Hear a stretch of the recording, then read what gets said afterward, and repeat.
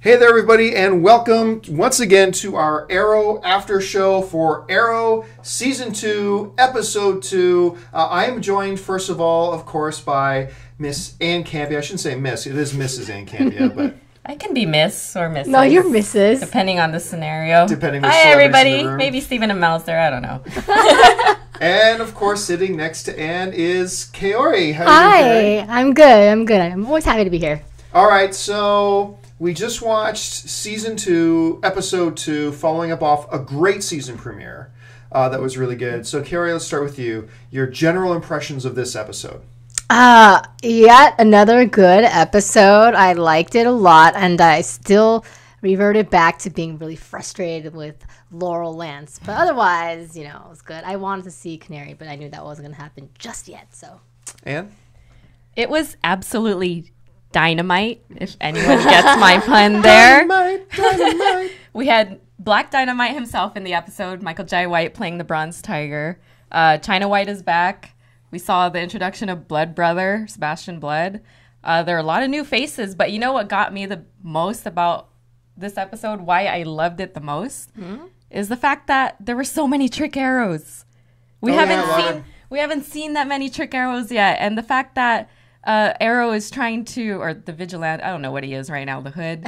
He's in a transition phase, but he's trying not to kill. So they're introducing all these trick arrows that are going to help him not kill people and get them, I don't know, incarcerated or whatever. So I was really excited to see that in this episode. Although the one thing about the trick arrows is that they are still blades that are piercing people's bodies. That's true. And could very well kill them Yeah, if he's as long as he aims, they'll be okay. not. They'll be okay. okay. They'll be okay. It's the comic book code. I really liked the episode. I really did. And it's kind of neat because as this season is now progressing, we're in the second episode, I am starting to identify the things that I'm going to really love about this season and the things that are going to really drive me crazy about this season. Yeah. So I'll get started off on this. The pros and the cons. Let me start with the cons because I want to end on a high note. The cons, the things I always suspected I would start to drive me nuts are really driving me nuts. I hate Oliver's sister. I hate her. She is a whiny, flip-floppy, two-faced, hypocritical little whiny bitch. There, I said it. She really, really is. And I think the only thing that trumps my dislike of Oliver's sister is her whiny little bitch boyfriend. Oh, my dear. I have hated I can't even remember the character's name. Roy Harper. Okay, so Jerkface. So every time, going back to season 1, whenever he's on screen, I just think Jerkface. He's a horrible, horrible character. I do not like him at all. I'm starting to really dislike Laurel. Just starting? I'm just starting, really. I didn't mind her so much in season 1. Now I'm really starting, because I'm sorry, but the writer's logic in how she's flip-flopping, it doesn't make any sense. And then you got this alderman who, really? So the guy doesn't show up for the fundraiser. You don't phone the hospital.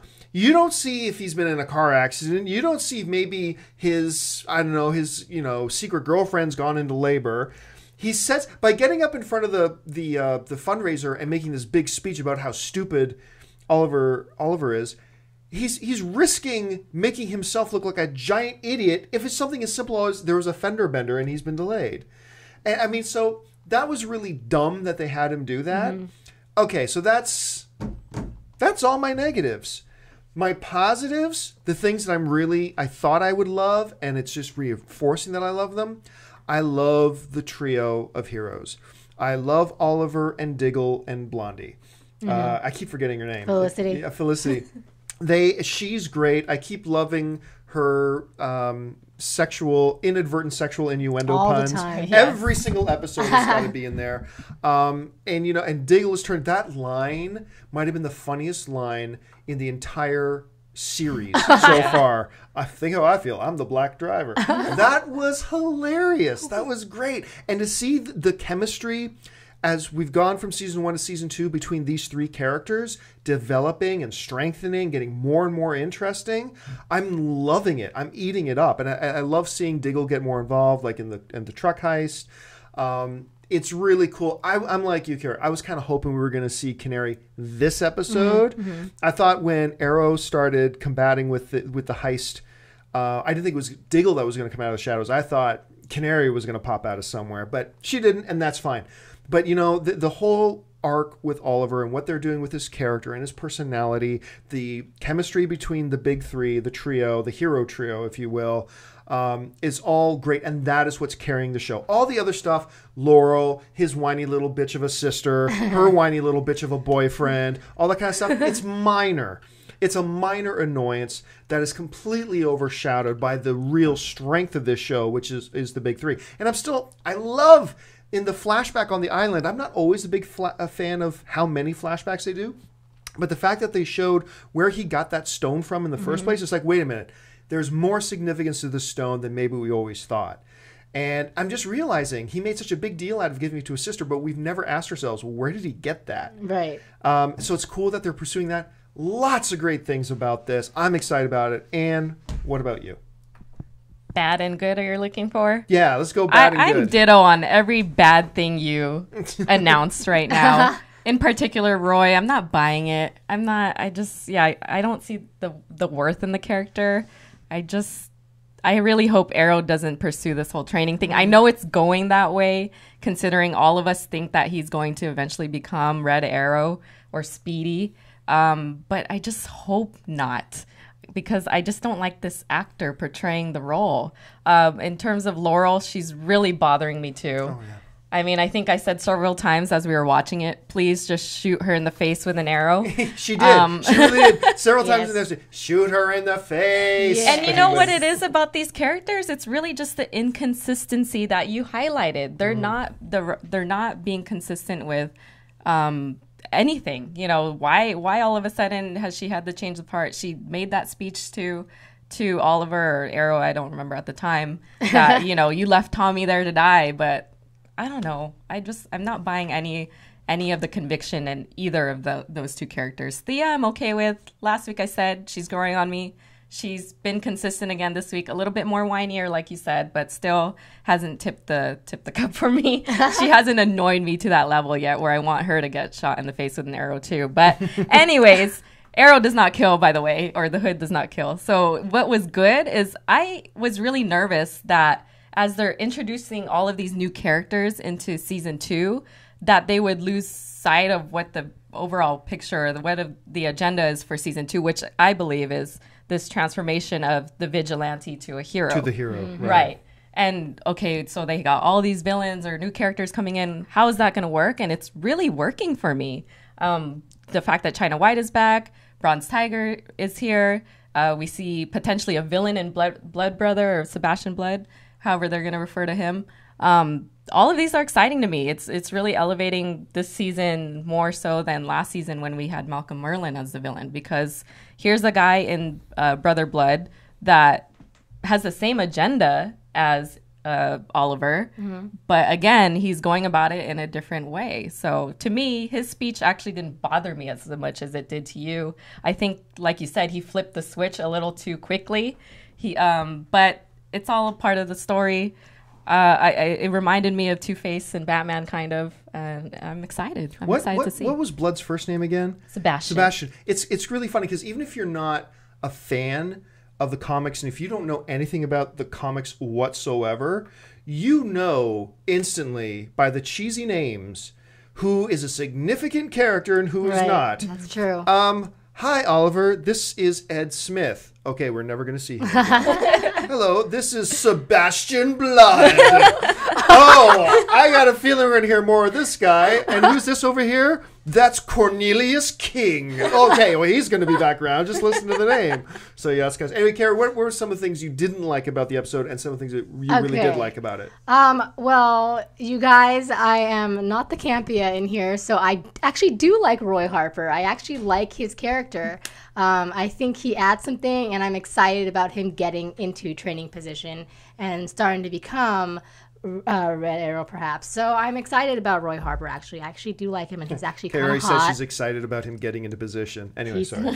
He's hot, you know? What can I say? Thea it's always a back and forth with me because she's a spoiled brat and now she's trying to be all high and mighty and she's grown up, but then she does a lot of childish things, which is confusing. And of course, you guys definitely know how I feel about Laurel. Not a fan. Never makes sense to me. I don't understand why Oliver is so in love with this girl. She's really annoying and frustrating. I can't handle her. Whatever, though. Let's move on from that because hopefully Sarah Lance, which will be the Black Canary, apparently, is going to overshadow that. I am excited about that. Yeah, the more and more this show goes on, the more and more I understand at the very beginning of the series, Oliver cheating on her with her sister. Yeah. It's like making more and more sense. Welcome to the We Hate Laurel After Show. Oh man, but I agree with you, John. I think the best and most entertaining part of the show is the trio. I think that's definitely what makes it. It's the foundation. They work so well together, and they're really defining and showing this in this season. So I'm excited about that. And there's a parallel because the island flashbacks, you see them working well together, Shadow and the possible Deathstroke, but we'll see. It was really cool seeing Michael Jai White in there. I mean, seeing him pop up. And that's one of the things Arrow has done really cool is that throughout, right from season 1 into now, they have some really cool little cameos. And I'm hoping that, the electric shock notwithstanding, I'm hoping we're going to get to see more of Michael Jai White in the shows moving forward because he's just way too cool. And my pick to play Black Panther, by the way, in the Marvel Universe, I really would love to see him play Black Panther. So we know Black Canary's coming. Mm-hmm. We now know that it is not Laurel. Yes. But it is most likely Laurel's sister. That's what a lot of places are already saying is confirmed that she's playing thing. I never believe anything's confirmed until it actually happens, but that's most likely. It's probably Laurel's sister who didn't die on the ship, which I think opens up the possibilities for a lot of cool things. But I'm basing this strictly on the one quick little scene they showed in Coming Next Week. Doesn't it feel a lot like was it Huntress that he had the fling with? Oh gosh, yes. She was also awful. Yeah, like I can't remember if they called her Helena, whatever. Yeah, something like that. It feels an awful lot like that. Now, granted, I'm only basing that on that 5-second clip. Please. It could be completely different, like completely night and day different. I'm just saying it kind of felt like that. But where do you think they're going to go with Black Canary? I don't know. I don't think for a while he's going to know that it's actually Sarah Lance.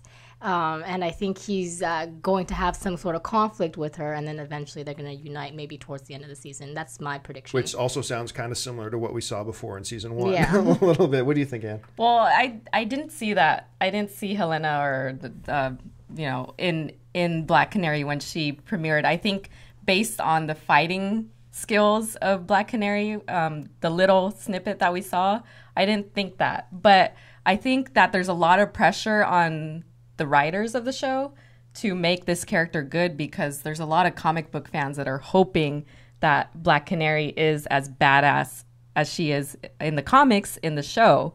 So there's a lot of potential. I like the fact that they're going outside of what's written in the comic books. Yeah, so they've got Black Canary. It's not Laurel, Dina Lance, how it is in the comics.